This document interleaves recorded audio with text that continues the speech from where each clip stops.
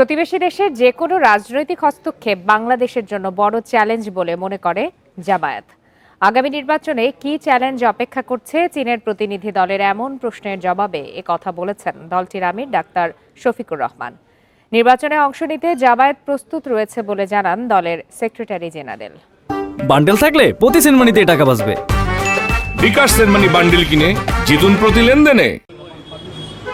বৃহস্পতিবার রাজধানীর মগবাজারে জামায়াতের কেন্দ্রীয় কার্যালয়ে দলটির আমিরের সাথে সৌজন্য সাক্ষাৎ করেন চায়না ফরেন অ্যাফেয়ার্স ইনস্টিটিউটের ভাইস চেয়ারম্যান জো পিংজিয়ান। সাক্ষাৎ শেষে বিস্তারিত জানান দলের সেক্রেটারি জেনারেল।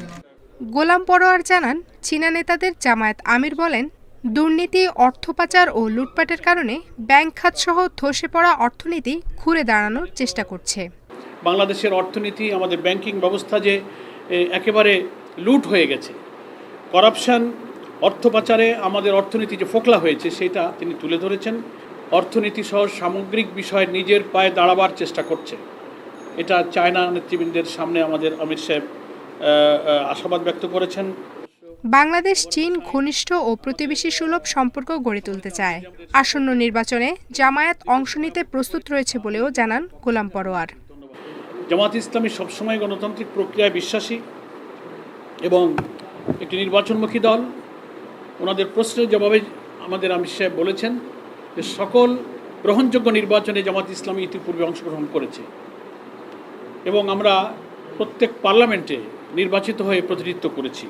এ সময় বাংলাদেশের জনগণের সাথে চীন সম্পর্ক উন্নয়ন করতে চায় বলে মনে করেন চীনের প্রতিনিধি দলের প্রধান।